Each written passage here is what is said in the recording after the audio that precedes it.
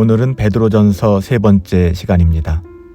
베드로전서 3장 말씀을 가지고 선을 행함으로 고난을 받는 삶, 선을 행함으로 고난을 받는 삶이라는 제목으로 하나님의 말씀을 함께 상고합니다. 사도 베드로는 오늘 본문에서 아내와 남편에 대하여 이야기하는데요. 아내와 남편의 일반적인 관계에 대해서 이야기하는 것이 아니라 특별히 선을 행함으로 고난을 받는 삶에 대하여, 이것이 어떻게 보면 신자의 부르심이거든요. 심지어는 하나님의 뜻이다 라고까지 이야기하고 있어요. 이런 부분에 대하여 언급하기 위해 남편과 아내와의 관계를 이야기하기 시작합니다. 우리가 여기서 조금 더 생각해보면 이것은 남편과 아내와의 관계뿐만 아니라 우리의 가정에서 불신 가정들이 있지 않습니까? 그것이 남편이 될 수도 있고 아내가 될 수도 있고 자녀가 될 수도 있고 부모님이 될 수도 있어요. 우리가 어떻게 이 가족들을 대해야 되는가를 교훈하고 있는 것이죠. 사도 베드로는 그리스도인의 아내에 대해서 이야기합니다. 그리스도인 아내들, 예수를 믿는 아내들은 남편에게 순종해야 한다라고 이야기하고 있어요. 왜 순종해야 하냐면 믿음의 덕을 드러내야 되기 때문이라는 것이죠. 이렇게 함으로써 불신 남편이라도 아내의 두려워하고 정결한 행실을 보고, 그러니까 정말 우리에게 필요한 건 뭐라는 거예요? 두려워하고 정결한 행실이라는 거예요. 우리의 이런 모습을 보고 믿음의 길로 돌아올 수 있게 하기 위함이다. 그래서 오늘 베드로전서 3장을 시작하며 아내들에게 남편에 관한 관계에 대하여 이야기하는 거예요. 베드로는 이렇게 이야기합니다. 아내들은 문 여성처럼 외모를 단장하는 데에만 치중할 것이 아니라 마음의 단장에 더욱 마음을 두어야 한다. 정말 중요한 이야기인 것 같아요. 그것이 자녀이든 부모님이든 부부관계든 간에 세상의 어떠함을 통해서 이들을 복음으로 인도할 수는 없거든요. 인간적으로 잘해주는 것, 또 인간적으로 풍성하게 채워주는 것, 이것이 전부가 아니라는 거예요. 사도 베드로는 아내의 마음에 단장함이 필요하다고 얘기하고요. 이 아내의 마음의 단장함이 남편에 대한 순종으로 드러나야 된다라고 이야기하는 것입니다. 그렇다면 아내들은 그렇다고 치고 그리스도인 남편들은 아내들을 어떻게 대해야 될까요? 여기에 대해서도 침묵하지 않고 있어요. 분명하게 베드로가 증언하기를 그리스도인 남편들은 아내들을 더 연약한 그릇으로 알고 아내들의 필요에 둔감해지지 말고 무시하지 말고 민감하게 존중해 주어야 한다라고 이야기하고 있습니다. 그들이 아내를 존중하지 않는다면 하나님도 그들을 존중하지 않을 것이다 라고 이야기해요. 정말 놀라운 말씀이죠.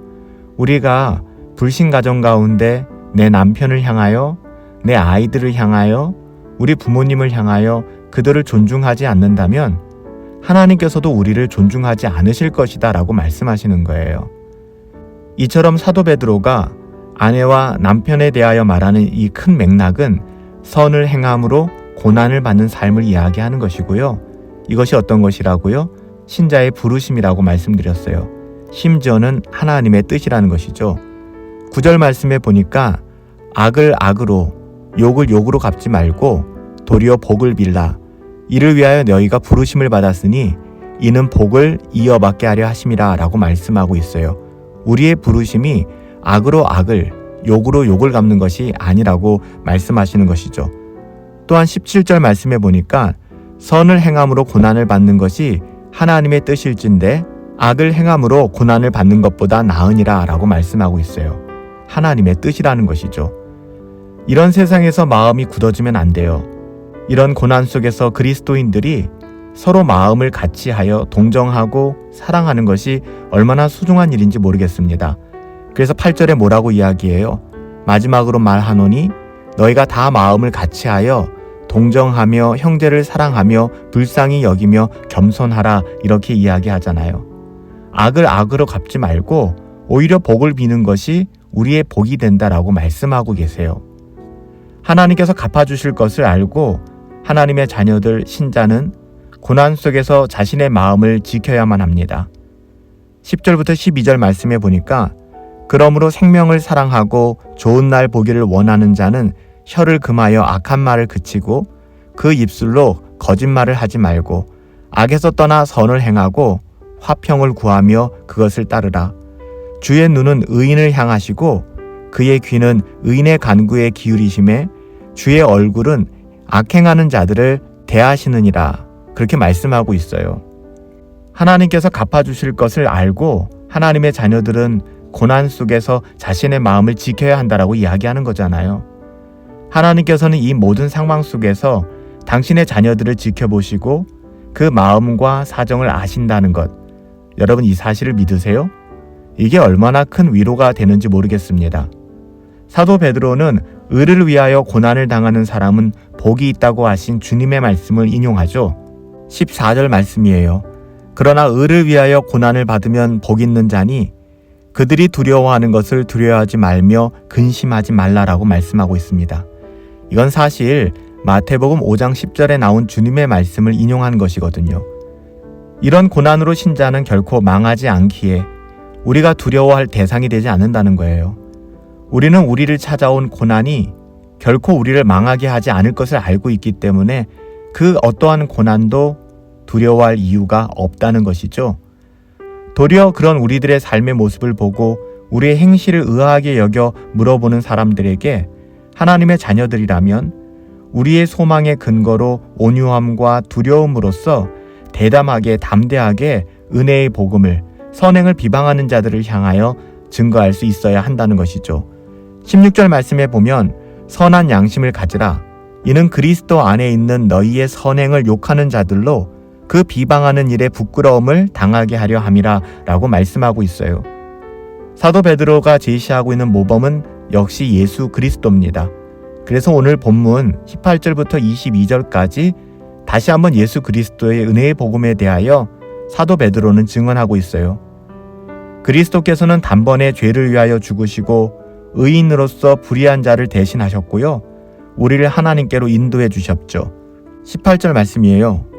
그리스도께서 단번에 죄를 위하여 죽으사 의인으로서 불의한 자를 대신하셨으니 이는 우리를 하나님 앞으로 인도하려 하심이라. 육체로는 죽임을 당하시고 영으로는 살리심을 받으셨으니 라고 기록하고 있습니다.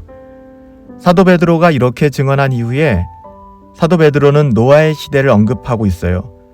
베드로가 노아의 시대를 언급하는 것은 그때 노아를 통하여 복음 전파를 받은 사람들이 복음에 복종하지 않고 순종하지 않고 그 복음을 듣지 않음으로 말미암아 멸망을 받게 되었잖아요. 이렇게 노아와 그의 가족만이 구원을 받게 되었는데요. 이 사건을 상기시킴으로써 신자들이 받는 고난, 노아와 같이 신자들이 받는 고난을 말하는 거예요. 하나님의 자녀들이 열심히 은혜의 복음을 전하지만 사람들은 그것을 무시하고 멸시합니다.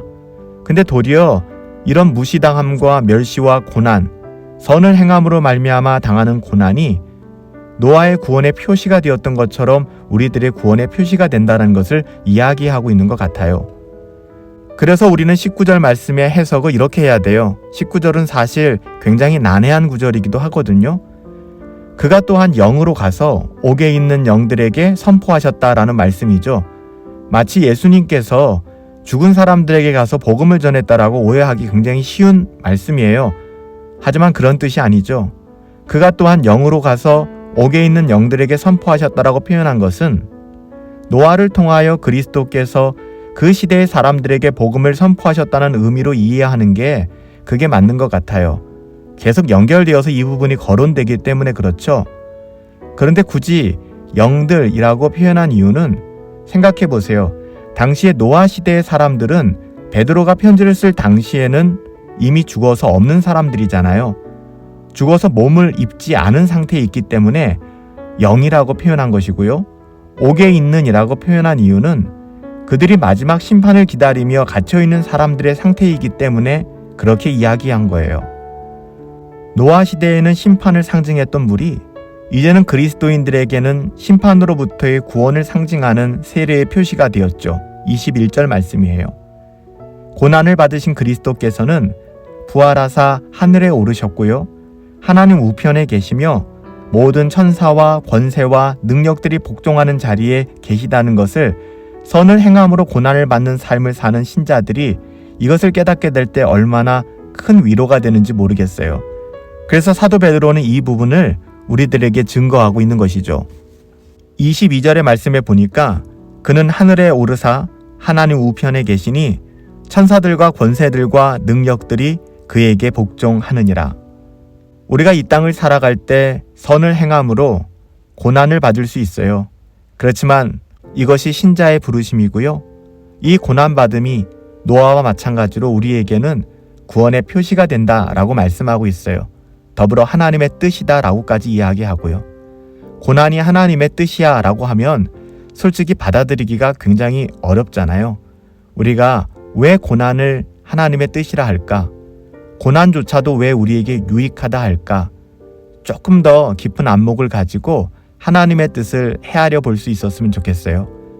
우리가 선을 행함으로 고난을 당하는 삶, 고난을 받는 삶을 살아가지만 이 또한 하나님의 뜻 안에 있으며 그 어떤 고난도 우리의 인생을 망하게 하지 못함을 우리는 알고 있기 때문에 우리 주 예수 그리스도를 바라보며 주님이 걸어가신 그 삶, 우리 또한 더불어 함께 동행할 수 있게 되기를 예수님의 이름으로 축복합니다. 살아계신 아버지 하나님, 선을 행함으로 고난을 받을 때 기뻐하게 하시고 우리의 모든 상황 속에서 마음을 지켜 선한 양심이 상하지 않도록 하나님 우리를 보호하시고 지켜주시옵소서. 의를 위하여 받는 고난이 많은 영혼을 구원하는 수단이 되게 하시고 사람들을 빚으시는 도구가 되어질 수 있도록 그로 말미암아 하나님을 영화롭게 하는 그런 고난이 될 수 있도록 하나님께서 인도하여 주시옵소서. 선을 행함으로 말미암아 고난을 받는 삶 녹록치 않지만 주님을 기억하게 하시고 하나님의 그 영광스러운 나라를 소망하며 이 모든 것 이기고 나그네 같은 인생 하나님 믿음으로 살아낼 수 있도록 지켜 보호하여 주시옵소서. 예수님의 이름으로 기도하옵나이다. 아멘.